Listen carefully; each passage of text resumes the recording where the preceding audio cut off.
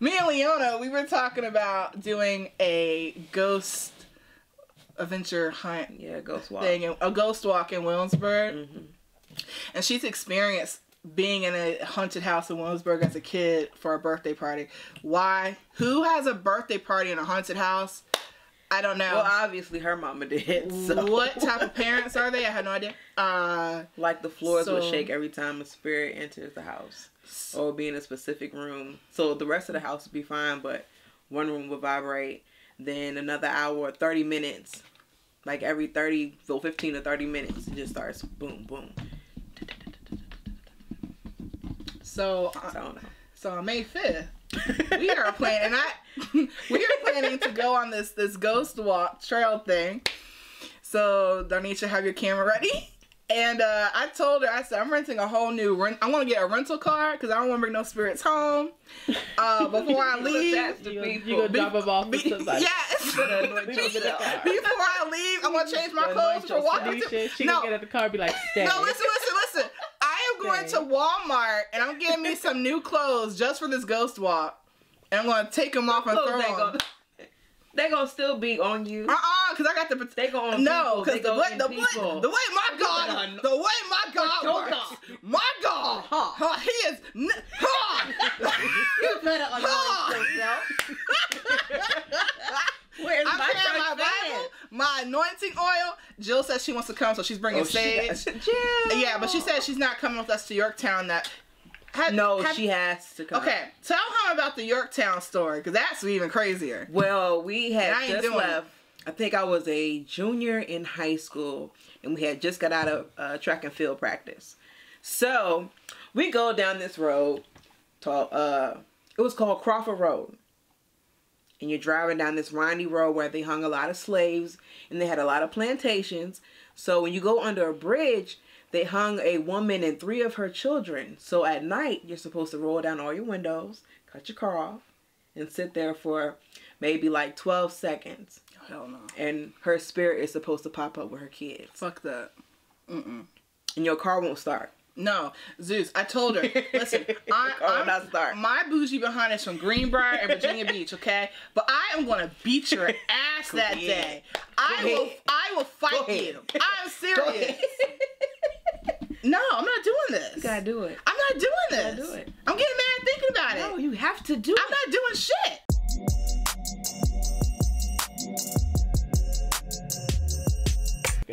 Well, I'm your girl Leona Lee. And I'm Mandy C. And we got a special guest up in the building. Who are you, special guest? Topropezeus. Hi. Hi. Hi. How you doing? Hi. How you doing? What's happening? What's up? Ain't nothing. What's happening? How y'all doing? Thank you for having me. Oh, this feels good. We haven't been this tight in a long time. You brought some good juju to our set here. Appreciate that. Appreciate that. Some nasty ass Twinkies. I can't. Oh, today's April Look at them 6th. bitches Happy anniversary, Twinkies. Yeah. What's this? Yeah, she can't eat anymore because she did the Twinkie challenge. Would you like a Twinkie? Oh, no, thank you. Yeah, I was going to say, you fine now. I appreciate it, but nah, I'm good. Just had some celery earlier. But you know what, Zeus? We usually eat in our episodes. Exactly like this? No, well, yes and no. Yes and no. We were able to get this for 97 cents a box. You couldn't beat that. You can't beat that. That's a good deal. Right, so we're on the... Black people can't resist a good deal. We can't. Even if we don't want what the deal is, it's such a good deal we can't pass it up. Right. Like, hey man, they got 1,000 pencils for $5. Hey, you need some pencils. Come on. And you a dummy if you don't do it. Right. You a dummy if you don't. She said, got 1,000 pencils right now, homie. In case something go down. So this episode, we're kind of on a budget. All we could afford was some Twinkies and some juice. Some so wait, y'all usually have elaborate we stuff usually do on the other ones, we but when usually Topropezeus comes, we on Section 8 episode. Is that what's going down? Oh my God. Because I'm cool with that. I'm Wait from a Norfolk. minute. It's all good. Okay. I'm from Norfolk. Like we can do this. I'm cool with that. Okay, as long as you're cool with Because it. this juice is banging. You So I want some appreciate ramen that. noodles?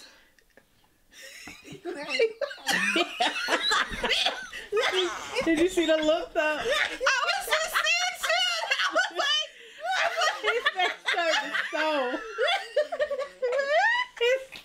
What's wrong with y'all? Oh man. What the hell going on? Man. What y'all done brought me into, man?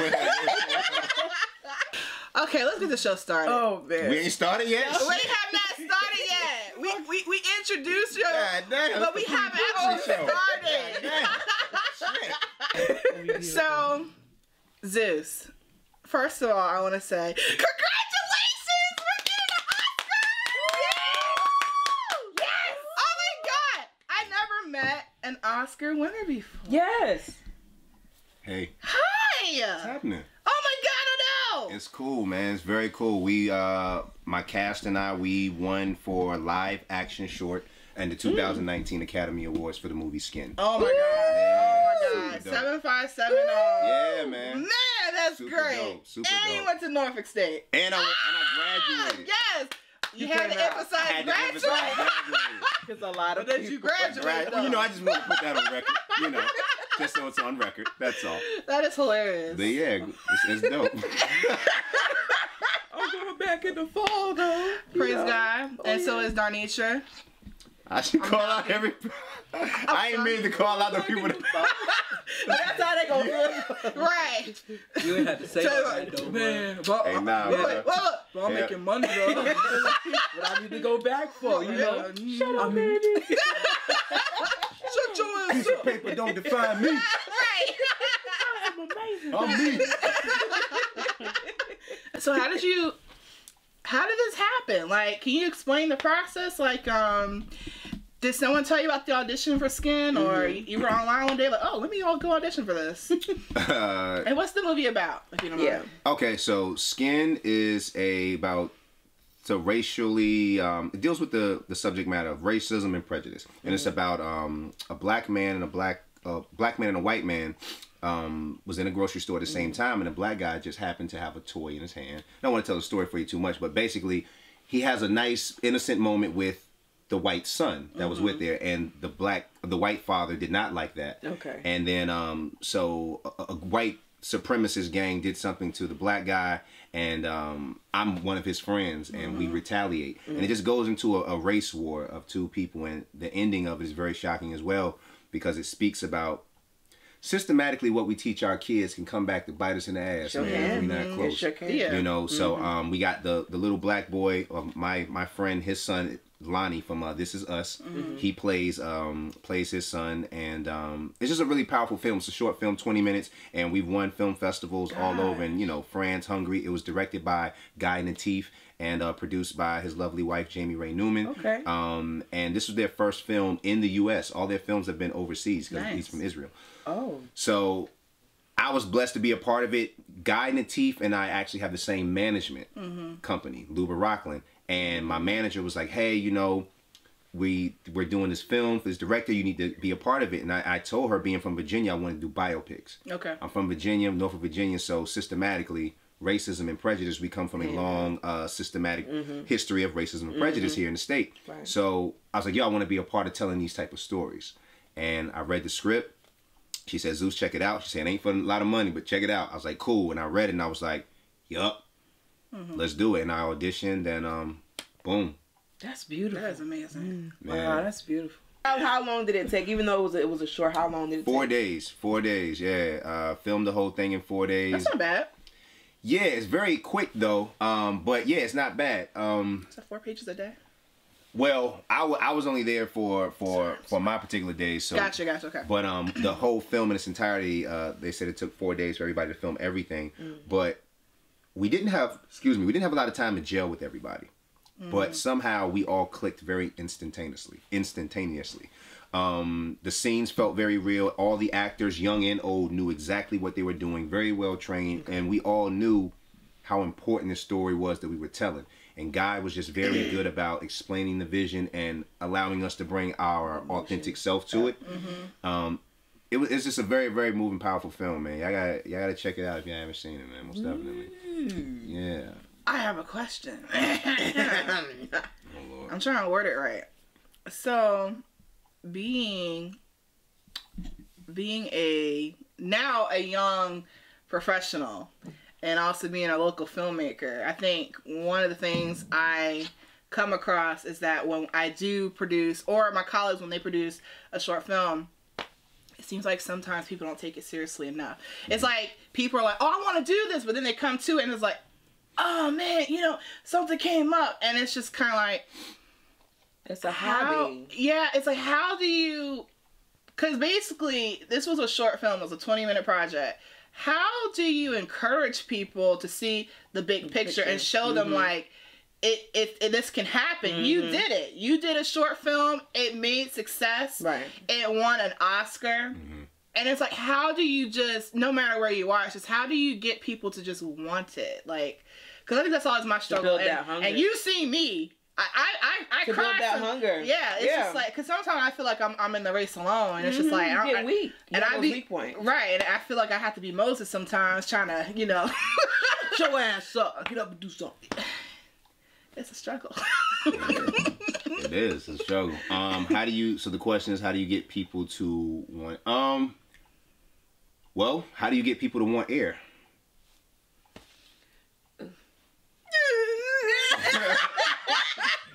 I don't know. Like, you know what I'm saying? Like, I love what I do. Yeah.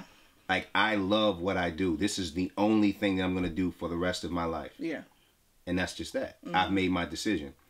My decision wasn't predicated upon attention or like financial gain. Okay. And most of the time people tell stories that they just think is going to get them somewhere. They're not in touch with the story. That's why they lose interest. I don't do any big project. When I do my own short film and all that, where I'm the writer and director, it has to be a film that I really feel connected to. So a year or however long it takes me to do it, I'll still be into it and feel it. Yeah. So I feel like people try to like swerve in the creative lane like it's like the Starbucks business or like the stock market. You could just kind of come in and just do it. Yeah. Nah, because you do a lot of work for free. I still work for free. And I probably will always do something for free because all this, what I do is not for me. You know what I'm saying? I'm just a vessel. Like, I'm here to tell stories and make people feel certain ways and like help bring, you know, more common sense to the world or whatever that is, humor, whatever you learn. But it's bigger than me. So I know that what I have is a gift, just like this show. If people watch this show and they just love the show, they're like, yo, if this show is the only thing I have in my life that's good. You don't know. And people tell you these things. Like, I watched your show. It made me feel, through my divorce, you know, people tell me hump their romance. It helped me through this. It helped me through that. And I'm just like, damn, that's really, really dope. You know what I'm saying? So I like it when people, you know, we find out who's not motivated now, or because I don't want to have to motivate you. I'm too busy motivating keep myself motivated. Like, a real artist you don't gotta motivate a real artist. They got it. You know what I'm saying? They might fall and get a little, you know, because it weighs down on you sometimes, but the spirit gonna keep them back up. You can't keep that soul down. So we just gotta separate, you know, the pretenders from the real artists, the real Renaissance people. You know, the digital creators. And I see you see on the back of your phone. I was Live looking your at that, dreams, not your reality. Product placement. I really. Bam. I'm sorry, I'm touching your phone. No, it's okay. It's okay. I was like, I don't want to. Product placement. There we go. But yeah, did you live your dreams, create not this? reality. Yeah, that's mine. Oh, do you sell this? Or Yeah, did you I create be it? selling these. Which website? The Loyalist Get it, girl. / topropezeus.com. Okay. Okay. Send that. Got the link. Okay. Yeah, I appreciate please it. send it. All right. But yeah, it's like live your dreams, not your reality. That's like the mantra that got me out of Norfolk. You know, This yeah. got you out of Norfolk? Mm-hmm. Yo, see, that's what I'm talking about. Like, an actual product that people need. This is a phone case where people need phone cases. Mm-hmm. They gonna always need phone cases. Always need phone cases. Yeah, it's a good one too. I've been beating the shit up out of my phone. It's been holding But it it still down. look good. For the 99 Yeah. and 2000. So yeah. Shit. We're doing it all right. We need to. Just teach me your ways. Y'all are gotta doing do it, man. This is dope. But you know, I'm looking at you and I kind of feel like I seen you in my Mentors movie. Did you work with Booker T. Madison before? Claro que sí. I was like, he looked familiar. Yeah. And my colleague, I In the forgot his film name. Bird. Bird. Yeah, Bird. Bird. Okay, Yeah, it was yeah. another powerful short film I was a part of. Yeah. Booker T. Madison directed. And oh my gosh, she was my producing professor. I see her face in my head. I totally forgot her name. I'm so sorry. I think she produced the movie. Mm-hmm. Do you know who I'm talking about? Yeah, but I can't remember the name. Oh Yeah, no! you can't. It's I'm not bad. getting that for you. Yeah. Yeah. Okay. Anyway, we love We you. love you. The very first project I did in Norfolk State was part of the Healthy Wellness Day project, and you were a part of my interview. And seeing you from then back in 2009 up until now, what would you say would be your biggest change since then? The way I think. My mind. I've changed my mind. I've changed my perspectives. I've changed. I've been so many different versions of myself. I just became very yes to life. Just very yes to curiosity, to the universe, to other people, other ideas, other stories, and advice. I listen to advice. I don't always take it, but I always listen to advice. That's the biggest thing I learned how to do was shut the fuck up and listen. Let it soak in. Yeah, because there's so much information out here in the world, you literally can't learn everything by yourself. Even if I was to meet 1,000,000 wise men, that still wouldn't be able to teach me every single piece of information there is to know in the universe. So I'm not just going to hold on and do what most people do and clinch on to what I think I know. I'm going to be very open and to different, ideas and things so I can be a very well-rounded person, I think that's really important because I think I struggle with that sometimes. Just listening, Yeah. It's a major we key. all have that. We all have to listen and let everything. That's a big when people ask, Zeus, like, why can't I? If I'm around you long enough, I can usually kind of gauge why certain roadblocks can keep us from certain things. You know what I'm saying? Like most people don't like to stay like the flow. Just go with the flow. Yeah. We are more concerned with how we need the situation to be. Yeah. And we just completely turn people off, or ruin opportunity and make it hard for ourselves. But now we have like this pretend enemy where it's like people are against me. It's like, nah, you're just a fucking asshole. Yeah. Yeah. You know what I'm saying? Like, so I just try It's a mind game. just to just be cool, man. Just be cool and bring good energy. Right. I like to bring good energy to everybody. Yes, thank you for the good energy today. Appreciate that. Energy is like real, and I think creators, if it was in a book, maybe people would understand how important it is for like with filmmaking. But like energy, I'll rather take a camera person that don't know nothing about camera, but they're like excited to be here. They got great energy than a guy that is like Steven Spielberg, but he's an asshole to be around for 16 hours a day. Yeah. We got to shoot. We have to be around each other. So it's like, I don't work with nobody I don't have to. You know what I'm saying? And that's the beauty of our business. We can pick and choose what projects we want to do or not. So if I could tell anybody, man, like, you got to work on yourself before you work on your craft. Because it's going to come through. Like collaboration is like the best thing that I've ever done. And I work with people. That's why I'm always excited to work with like, especially black creators and black filmmakers. But some people think it's like a black and white thing. Sometimes it's a professional thing. Yeah. Like be professional. Yeah. Be on time. Yeah. Like I like to be super professional. If I'm gonna be late, I'm gonna let you know I'm gonna be late. Yeah. If I have to be some time because I'm respecting other people's time frame. Right. People get so caught up in whatever they think boop-de-boop is like these people time. This is their time, bro. So just be respectful of it at least. You know what I'm saying? So yeah, be professional. Yeah. That's what's up. Yeah. I'm an old professional ass nigga. I would say, how did you find your niche or your niche behind what Hump Day Romance, for example? Well, short answer is I was in Norfolk State and I didn't realize I had this gift. I just thought it was just something funny I just thought it was a personality trait. So I had a lot of female friends that would talk to me about their relationships and dating and just because they couldn't understand guys. So I was like, all right, cool. I'm everybody's therapist now. So everybody would come to my room in the suites with sororities, SG Rose, AKs. I have friends with everybody. Right. And they'll just sit on the couch and I'll just pour myself a little cup in a mug, a little cup of juice in a mug. That sounds exhausting, by the way. And I just sit there and they'll just tell me whatever.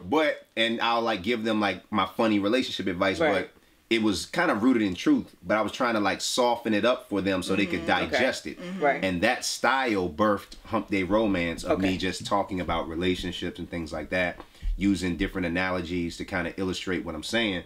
But I'm doing it from a level of common sense and like, look, let's just cut the shit. Men and women, all of us are fucked up out here in these streets. And we do too much of like being hard on the other person, but damn, we don't want to see a mirror. Yeah. And also, at the age we're at now, I feel like it's so much going on with people thinking about marriage. People are having kids. Some people are like, why am I alone so much? What piece of programming gives us some type of information or different perspective that can help us in our own personal lives from our generation that's not corny and that's at a fast pace where we can just watch it, ingest it, and say, oh, I got my word for the day. Or my little tidbit for the day. So that's just pretty much where Hump Day Romance came in, man. And I wrote my first Hump Day Romance in my cubicle. I was a social worker in Norfolk. Wait a minute. For 2 years. Wait a minute. Wait. Yeah, Were you a mass comm major? I was a mass comm major. And you got into social work? Yeah. How did that happen? Because I didn't know what I wanted to do. I didn't know I wanted to do this when I was in school. Someone just took a shot. I'm asking because, listen. But I noticed a lot of people from mass comm have been doing that. Somebody give me a hookup. Well, what happened? Well, I was doing social work. What happened was I got into social work when I was in college. I was a stepmaster. Okay. And so Alpha Alpha Fraternity Incorporated, Epsilon Pi chapter. And I took the step team to step at a foster for like the foster kids. And the program director liked how I presented myself and worked with the kids and offered me a position at one of those community solutions. So it was like a service for like kids that got out of jail. You know, you can mentor kids, stuff like that. Yeah. So I was like, all right, cool. And that's how I got into it. 2012, somewhere around there, I had broke up out of my relationship. And I was like, yo, I ain't got nothing to do. Ain't got no girl now. And I ain't had no job. So I was like, my friend was like, yo, you know, they're hiring at the social work. I was like, what? I was like, social work. I was like, all right. Because I was broke. I ain't had nothing. And I did not know what I wanted to do at this time. I was just like, okay, I need to do something. Yeah. So then I wrote my first sketch in my cubicle because I was bored as shit in my little thrift store suit. I had a thrift store, 3-piece. Hey. Well, praise God for your thrift store. Yup. But that's why I wrote Stay in Your Lane. Okay. And Stay in Your Lane insurance was like one of my biggest Stay in Your Lane. And that's like the first one that like hit or whatever the case may be. And I never wrote sketches up to that point. But I was I had a lot of thoughts about, you know, why my situation broke up. And then I was just observing just what it was like to be in the dating world. And I was just like, man, I got people that I'm cool with and stuff like that. But I feel different ways about them. Like some get more privileges than others. And I was like, and that's when the analogies, like I said, from Norfolk State, I'm just like, man, kind of like this. That's kind of funny. And I just started writing shit down. Yeah. And I literally had never been taught how to write a script. And when I did it, I was working with a company called Visually Inclined. And I sent it to one of the producers there, my boy Treasy at the time. And he just produced it for me. I was going to get off work and tell him, like, hey, let's put the video together. But the way I had wrote it, he said it was so comprehensive that he could see what I was talking about. So I was like, oh, shit. So maybe it was probably from some of them classes at Norfolk State, you know. But yeah, hidden talent. And then I just went from there. When your friend produced your script, I'm assuming that you had like no say on locations or anything. Like, how did you get it done? Did you have a budget? Or did you even think like that? Or you just did it? Well, we shot it in the Viz Inc. office. Okay. Yeah, like, so Viz Inc. was my first internship. When I was getting ready to graduate at Norfolk State, they gave me an internship. And I was just hanging around. I had nothing to do. They would just teach me about cameras. And they said, Zeus, you got a good voice. Do these church announcements. And I was like, all right. Whoever stole the preacher's parking spot. I'm so dying. You know what I'm saying? So I was just reading them joints. And then I just hung around because I thought it was interesting. You know, they knew how to edit. I just thought they were black. I was like, oh shit. And you know, they had their set up downtown, nice office, and I had just never seen an independent business like that. So shout out to Viz Inc., man. They really taught me how to edit. Because I knew how to storytell, but I didn't know how to edit or anything like that. So they taught me that. So yeah, shout out to them, man. Okay. Shout out. They really helped me build Hump Day Romance, because we shot it right in the Viz Inc. office. Because they were saying like, man, we want to shoot original content, but nobody was writing anything. So I was like, well, I got something, you know, we can check this out. How Hump Day Romance actually came about, the name and all that fly shit, was that like I said, I broke up with my girlfriend and I ain't had shit to do. So I got a call from one of my friends. She was a producer on this show that I did, a local cable television show here called The Groove.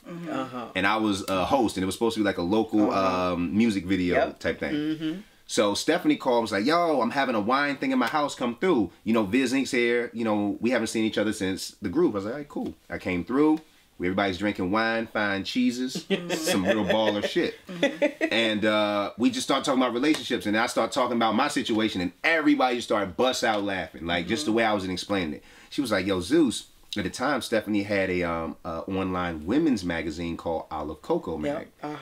And she said, Zeus, yo, you should really do this for like my women followers. They would love a man's perspective on relationships. I was like, I mean, I don't know. I don't really do video now. She was like, nah, we can do it down here in my thing and let's just do like a Valentine's Day one. And she was like, you know, you can, I was like, all right, cool. She was like, yo, we can do it on Wednesdays. We can call it like, I don't know, like Hump Day Romance or something. Okay. You know, and I was like, Hump Day Romance. I was like, oh. And then from there, I just started writing them and I stayed on Olive Coco Mag for a little bit. And they showed me a lot of love. And then once I just started going real Zeus with it, just started to get real raunchy. I was just very honest. They was like, yeah, you know, you might have to lighten this up a little bit. I was like, well, people was loving that. I know, but I understood they had brands, and you know, I was saying a lot of like real transparent things, you know, about relationships, and just some of it was just exaggeration in my mind. It's like things are always bigger in our minds than what it really is. Like anybody break our heart that damn bad. I mean, it's like, you know. So it makes you feel better when you do right. Exactly. So exactly. Yup. Makes you feel so much better. Yeah, so it's cool, man. And Hump Day Romance is just, like I said, just some type of common sense in the world. You just with your friends sitting around talking shit. Right. But I don't like to bash women. I don't like to bash men. I know a lot of dudes just be like, all right, let me just be on the women's side and just, that shit corny to me. I want to be organic. Like, I want people to be together. It ain't men, it ain't women, it's all of us. You know what I'm saying? So we all got to understand that nobody's perfect. We ain't die for each other's sins. So we should be a little less judgmental, man, and understand the growth process. And stop trying to control one another. You know, we be doing that too much and we don't appreciate each other enough. We be looking at Instagram and it's just so consumed with social media. You can't even get no eye contact from folk no more, man. People ain't. Look at me. Yeah. People like looking at their phones while they fucking. It's just wait, no. That happened? Yeah. You sound guilty. No. Okay. Wait, what? Yeah, I seen it though. Oh, I'm sorry. Yeah. Yeah, man. We just got to get back to a better time frame where people matter more than machines. Yes, and, I agree. Stuff like that. So, you know, the real is back. We're trying to keep it together. Shows like this, keep it nice and keep it transparent. Keep it a stack. Thank you. Thank you. Well, how much time we got? Because y'all write down questions. I can see you just reading off the script. I'm feeding off your energy. Like I'm just. Huh? No, I'm saying I was agreeing with you. How much time you got? Is the real question. Yeah. Because I'm about to ask you a whole bunch of not crazy questions, but it's gonna be a minute. I mean, you got me right here. Okay. So I guess another thing would be, when you mention working for free, there's a lot of people I've worked with in the past who refuse to work for free, and I understand it's everybody's whatever perspective, I guess. But I guess what I'm saying is there a point in time where people should say, I'm willing to actually do this for free because I believe in the project so much? Or, I don't know. Because it's to the point now where my colleagues, they believe that their work is so good, which is true. It's very good to the point where now they're like, I can't work for free anymore. I just can't. You want this camera? You're going to have to pay me $4.50 a day, starting. For 6 hours. Yeah. I think every situation is situational. For example, I think there's nothing wrong. I think as an artist, if somebody says, yo, I don't want to work for free, you can make that choice. Yeah. They don't want to work for free. How often are they going to work? The quality of projects they're going to work on that go somewhere? I don't know. You know what I'm saying? You got to ask yourself, do I want a steady buck or do I want and can I recognize an opportunity? Okay. Now for me, if somebody says, hey Zeus, you know, I want to work on something and I see an opportunity for my brand that can coincide with what they want out of as well, now we got something. You invest your time. Yeah, I'm invest my time because it's lucrative to what we got going on. If somebody say, yo, Zeus, can you write me a show about, I don't know, black and white alligators and make it funny?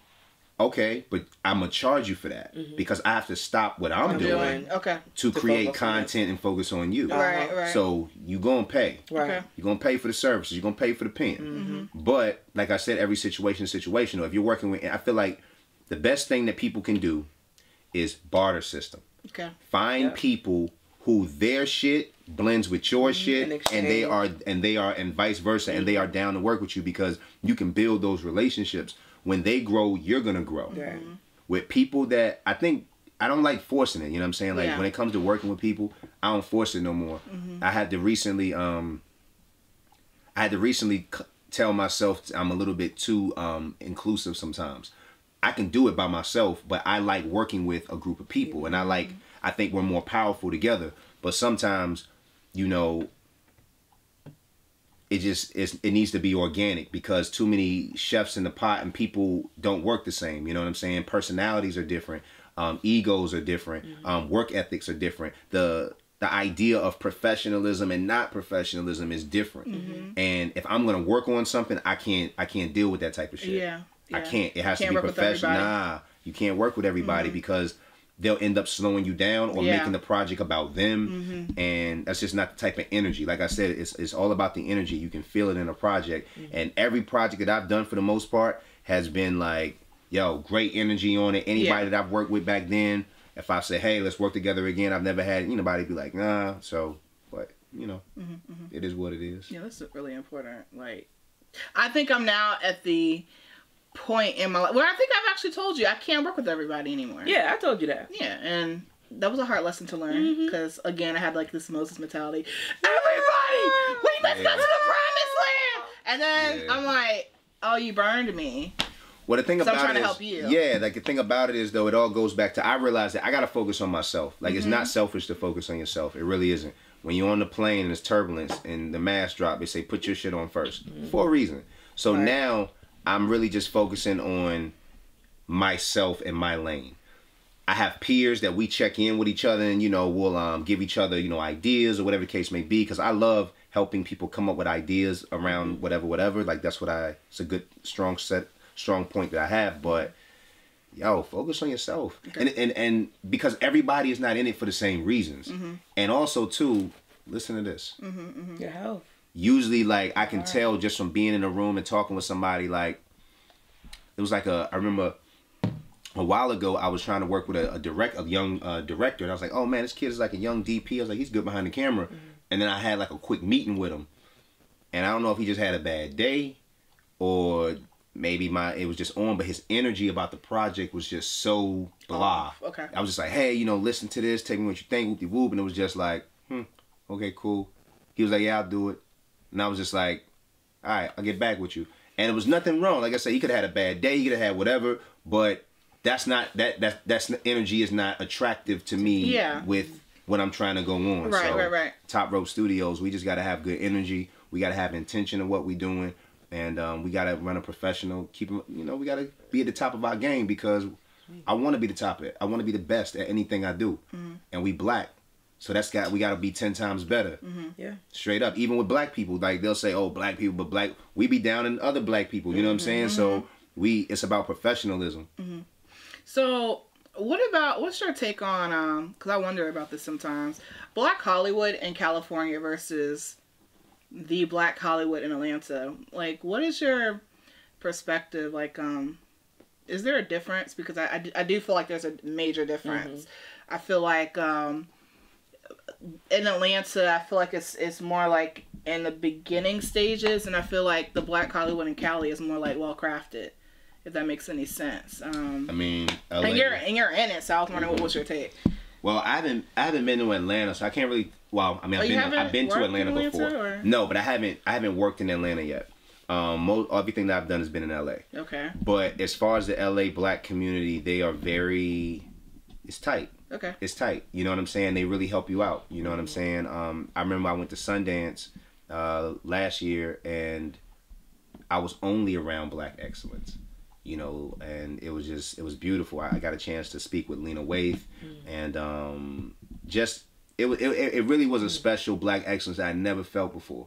You know, mind you, we in Utah with the snow and all that, and I've never experienced anything like that being from North Virginia. And they were very welcoming. They were very nice. Like, people that I've watched on TV were very It wasn't a level of arrogance or anything like that. Everybody was comfortable with who they were. Yeah. And that's the thing. When you're comfortable with who you are, you don't need to compare. Comparing is the worst thing. Yeah. Two things happen when you compare. Either you become down on yourself because you don't have as much as what somebody else has. Crazy. Or you'll be too boastful of yourself because now you're using someone else's life to step on so you can feel better about yourself. Right. And either way, it's corny. Right. So we just can't do that. You know what I'm saying? But I like black Hollywood. I will say this. A black woman in Hollywood definitely did cheat me out of some money. My first, crook. I remember I was my daughter was about to be born, and I worked for this lady for some months, and she hadn't paid me.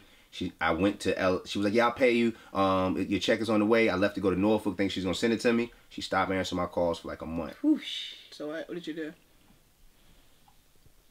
I got my money. I don't think LA plays that, right? Nah, I got my money. Like, because I know those unions. What happened was, like, you know, it was such a wild experience because I was just like, that was the first time. So this was like my first real studio job in LA. Not studio job. First black company. Okay. And I was very excited to work with this company. I ain't gonna say the name. I was very excited to work with her company. And I felt my Norfolk intuition was telling me something shit was going down with her. Her energy was off. But at the time, my mentor was like, nah, you know, she's good. She's cool. I was like, all right, cool. One of my mentors, like, she was like, all right. So she cheated me out of my money. I realized this woman had multiple lawsuits of people that she had owed money to. She had kept taking her company and starting a new one in Las Vegas when they would get sued too much and all this crazy shit. So the woman had owed me some bread. And she just like I said, stop answering my calls, whatever the case may be. When I got back to LA, from my daughter being born, I'm hot because I didn't call. She didn't stop answering my call, and I didn't work for my bread. I walk in there, son, like, y'all remember when Ice Cube came into the joint with the bat? Yeah. I ain't had a bat. But I was like, I don't want to pull up on this woman like this. Because this woman was old enough to know better. Yeah. She was old enough to be my mama's friend. Oh, no. So I was like, all right. I walk in there. As soon as I walk in the door, she ain't talked to me in a month. Why would the first thing you would see somebody just had a child, I'm like, hey, how you doing? She said, oh, yeah, such has your money. I was like, what? I was like, I'm hugging folk, man. Hey, what's up? What you talking about? I'm acting like I don't know. So anyway, I get my money another way because she wasn't gonna give it to me. But I see her a year later at Sundance.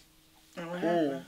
She couldn't get into this very exclusive event that I was in because her reputation. I was in. She was outside trying to be the people get in. So after the event was over, they allowed the general public to come into the event.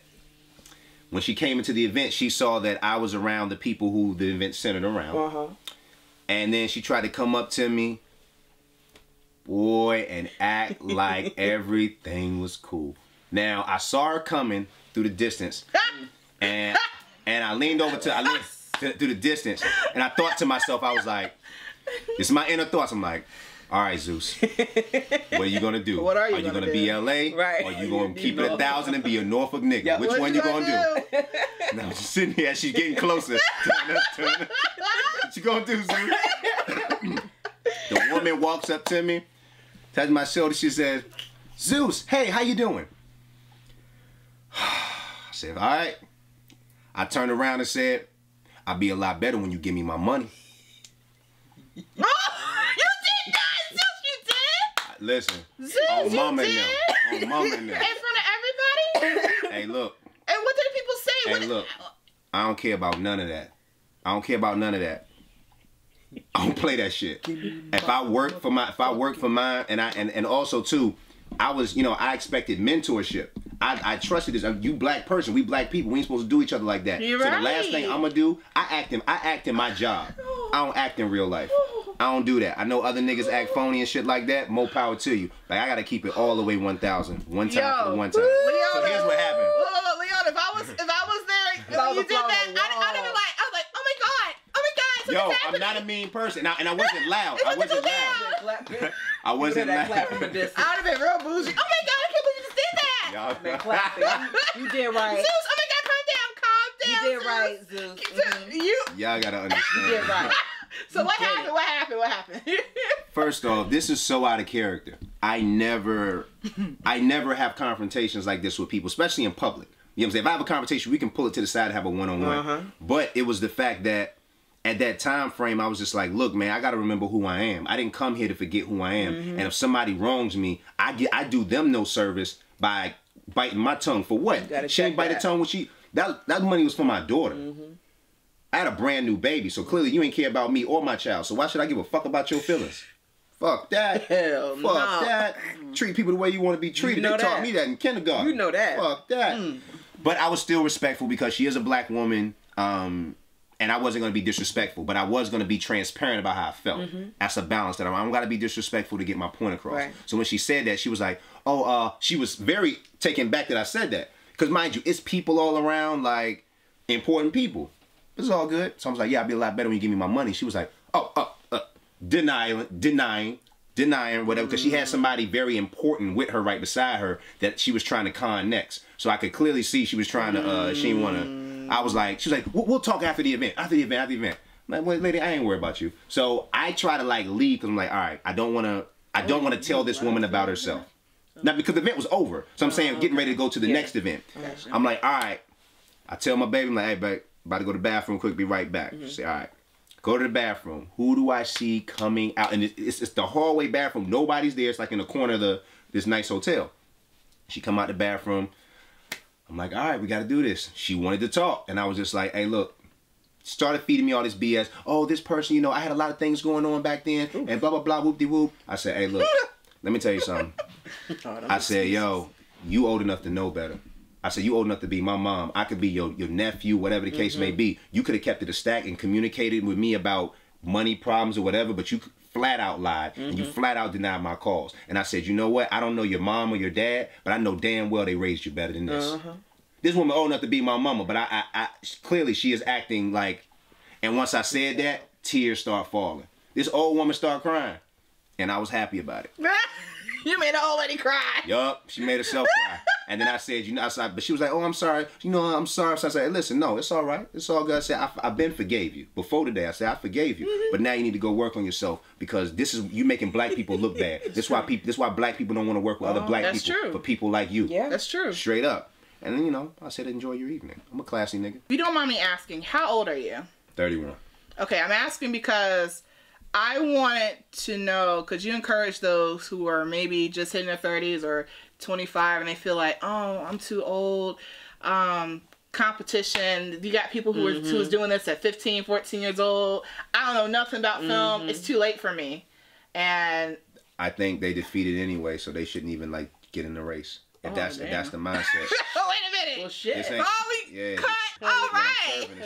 That's real shit, though. It is. I gotta give accurate information to people so that I can get people out of their own bullshit. Sure. I gotta get niggas out of their own bullshit. Sure. Yeah. So they can like take that shit off and say, oh, let me humble myself. I don't know shit. Yeah. Excuse me. I've been doing Hump Day Romance and I've been doing stuff since 2012. Okay. You know how much I know? Not a goddamn thing. I don't know shit. I don't know shit. I just every time I just focus on a project, I give a lot of attention, a lot of detail, I bring my best energy, and I work with the people here, and I don't do their job for them. If I think you're good at something, I don't control your creativity. I know how to work with other creative mutants, as I like to say. We like X-Men, you know what I'm saying?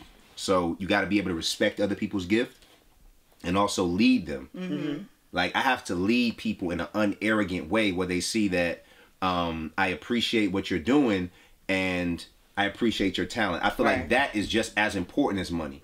So I always, anybody I work with, your talent level is worthy. It's appreciated. It is worthy to be praised. So I like to put that into, you know, who I work with. I knew you were going to go there. Y'all funny. I was waiting for you to break out. But yeah, people that have that mindset of like, you know, well, what is blah blah blah? It's just like, yo, this shit ain't for the weak. It ain't for the weak. It's not. It's just not, and it's not for the microwave success. If that's what they want, then cool. But the man that thinks he can and the man that thinks he can't is both usually right. Mm-hmm. So I think nothing but I've gotten to the point I'm like, damn man, this shit hard plenty of times, but I've never gotten to a place where I'm ever gonna quit. Never. I just don't believe in it. It's just not who I am. It's not in my DNA.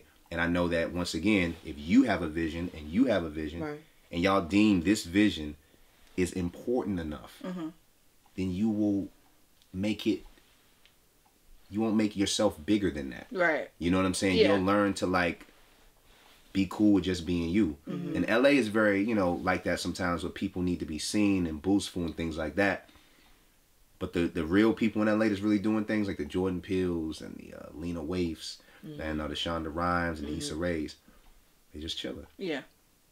Because people gonna gravitate to the real because, right, everybody can't stop moving. Right. You know, you got to meditate. Anybody that's a creative, I suggest you learn how to meditate. Yes. Mm-hmm. Straight up. It's something that you need to keep your spirit calm, it can be overwhelming, man. Sure, like, a lot of people have anxiety out in LA. Yeah. Mm-hmm. Because of, this is not a game. Yeah. You know, here in the 757, people want to pick it up and put it down, pick it up and put it down. Yeah. It's like a car.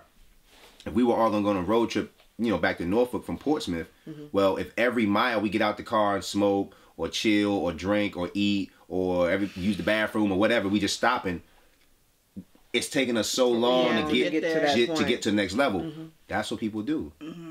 They get out, they're like, all right, I'm going to work on this real hard, I'm going to work on my business. All right, I'm going to chill out, I'm going to go be with my friends, I want to go on vacation. I'm going to work on this book, I'm going to be on this show. Oh, but I don't have this. It's just a bunch of excuse fest. No, you saying that encourages me because a lot of times I feel like I don't know. Well, I feel like I'm so focused that I don't live sometimes. It's to the point where I don't even travel if it's not business related. I haven't been on a real vacation in a long time. Like if I'm out of the 757, it's film related. I don't know if it's a good thing or a bad thing. But that's up to you to figure out if it's a good thing or bad thing. Yeah. But I will say this, as an artist, what inspires you? Mm-hmm. And how can I can't be inspired just in these four walls. I don't know what's going on outside. Mm-hmm. So I went to a place like that where I completely drenched myself in work. And it was the most horrible thing I could ever do. I would wake up on a Saturday at 3 a.m. in the morning and think I needed to be somewhere. Okay. Like, oh, I gotta go right there. Oh, wait, I'm supposed to be here. And I was like, yo. Yeah. Slow down. What am I working towards now? Mm-hmm. Is it even going to be worth it? And I realized it's the journey. Mm-hmm. So you should be having fun. Mm-hmm. I'm working on having an enormous amount of balance. Mm-hmm. Because you get burnt out from writing or shooting. You go on vacation and you see something that inspires your next project. Sure. So 110%, you see the world. I have to go outside every day or go different places that make me feel different. Right. I have to do that. And as artists, if you don't understand your creative process, which you have to slowly start to get people away from you a little bit so you can start hearing yourself more. I learned that my creative process, I got to watch TV. I got to have, like, my mentor, when I saw her, how she rocks, she'll be up 3 a.m. in the morning in her house. She'll have candles lit and she'll be working on this. She'll have her little board and then she'll sit there and watch TV, consume different types of content. That's what we do. That's what we do. Somebody that's at the bank, that works at the bank, won't understand it. To them, they're just watching TV. I watch the same comedies over and over again. My girlfriend be like, why are you watching the same thing over and over again? She thinks I'm watching it for entertainment. I'm watching it because I'm studying why the fuck do I like this movie so much? Yeah. So I can make my own and take those elements out of that. That's me and Head of State. I watch that shit. You know what I'm saying? I'm really studying that. You know what I'm saying? Like, my mentor told me, like, you know, take the script from old movies and watch it and follow along so you can see how much is improv and how much is just stick to the script. Okay, yeah. That's a very good piece of information just to do that. Watch Friday. And the scripts are online for free. A lot of them. And boom, oh, they did that. That was improv. Okay, this is how they structured it. So I look forward to when I do my first movie in the 757. It's got to be a hood classic. Are you gonna do a movie here in 757? It's water You know, still we wet. need to have a part 2 because I'm really trying to get us out. But if you want to tell this part, you can. But Nah, listen, We'll I'll have be a here all part day. two. Nah, we gotta go because y'all gotta babysit and stuff. Somebody said y'all got I something to gotta do. do Who got She gotta do babysit? hair. That's what it was. She gotta do hair. People get their heads done. Well, You won't be look like me. you will be in town a little bit longer, so maybe. We Yeah, I can got meet my up event again. April 11th. That's for the screening and whatnot. And Okay. I'm also working on a project with Norfolk State that it's gonna be big. Okay. Next couple weeks. Sounds We'll good. figure it out. Okay. And then we'll see. Sounds Something in good. the Water Fest if we make it. Woohoo! Wait, what do you mean? We gonna speak it into existence. If we make it. If it's going. I mean, if we survive the area. Oh, okay. All these people gonna come be in here, we through. survive. We gonna make it. It's going good through. Nah, it's gonna be good. We It's gonna gonna be dope. anoint the ocean front. Yes. So we're gonna walk down and yes. There You you think go. I'm joking? With that church outfit Yes. you bought to LA. Are we not? She We was have. Bringing my church. We She have had some pamphlets. aunties. Are you prepared for Jehovah's return? Because if Because you're if not, you're not, I got a brochure. for you. Oh God. because if you're not, I appreciate y'all having me though, man. Look out for Hump Day Romance, man. Definitely. Thank you for having me. You guys were awesome. Thank We're you. gonna tag all your stuff below. Yeah. This video, so click below. Yeah. Yes. Click below. Chips So- and dip. We ain't had no dip and no chip. Cause we Change on this shit to a Twinkies and budget. juice. Yeah, man. 97 cents. Ain't this one day only? It's gonna go back. One day only. One day. 4 Twinkies. I knew household. somebody was going to sing that. I knew What? Oh God, one day. Okay. We gotta close out. Or you want me to close out? Because you opened up. Go ahead and close out. Alright. First, I want to give on at least. Jesus Christ. You guys, of my life. thank you guys for watching. This will be probably our last episode until Something in the Water Festival. So, Zeus, thank you for closing out with a bang. Yes. I hope you guys learned a lot this episode. Those who are in the industry or aspire to be in the industry, you are a great person to follow, to learn from. Appreciate it. I want to ask you more questions, but I'm going to shut up. I'm going to wait till I see you again, you know? So, with that being said, you can follow me at MandyIsMyName_ on everything else. Zeus, how can we follow you? By clicking that like button so done. at Top Rope Zeus. Everything spelled like I got education. Top Wait a minute. Rope Zeus. On my YouTube, Instagram, everything's Top Rope Zeus, man. Check me out. Live your dreams, not your reality. Hey. Oh, I like Like that. that. I like that. Oh, I I like gotta, that. I gotta plug it so they know I'm a real one. Oh, yeah. The Oh, Bust yeah. Real Oh, guys. yeah. I like that floor. And what about you, Leona? You can follow me at LeonaLee_LLC. Although you're going to spell it out this time. I was yeah. ready. It's LEI. Oh, in it. See. Stop. I did not. L-E-I. It's LEI. O-N-A. No. L-E- You gotta say it. You didn't say it right. L-E-I. Y'all put the lower thirds. Underscore? No. How I say it? You said third. sang it. Lower You gotta thirds. sing Put it. your name at the bottom. L-E-I-L-N-A. Yeah, but Underscore you got- L-L. Yeah. But the titty. I want every letter. The titty. How am I saying it? Like the Mickey Mouse Club? Yeah, but the titty. You gotta have the vibrato.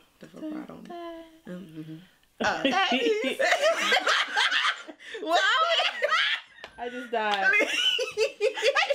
Leona Lee _LLC. That's on all social media platforms. oh gosh, you know what? I have to shout out the North Carolina Black Film Festival. I went there in 2016. I'm wearing y'all's shirt. They treated me so well. Have you ever submitted anything to the North Carolina Black Film Festival? I have not. If you have Not yet. anything, please submit. That is the only festival I've ever been to where they will nurture you. They take you, because Wilmington, North Carolina used to be like a film hub back in the day, Familiar, and yeah. everything is still there. So they take you to where all the writers still live today, and they have like a Hollywood museum where they have like old costumes from the movies they all shot. I've been to Wilmington actually. Really? My mentor, my band director Cape in Fear? high school. Okay. He's from Wilmington. Okay. He took us there for a band performance one Okay. time. He also was the person that helped me get into Norfolk State University. So Nice. shout out to Okay. Wilmington. Okay. Frankie Pollock. Shout out to Okay. young That's Frank. what's up. That's what's up. Yeah. Well, on that note, Darniche, you got something to say? You want to shout out? Or? Oh, no. Still waiting for this nigga to get out of jail. He got 15 more minutes. His ass is gone. Oh gosh. Okay, y'all. We're closing out. Yeah. We will see you guys at Something in the Water.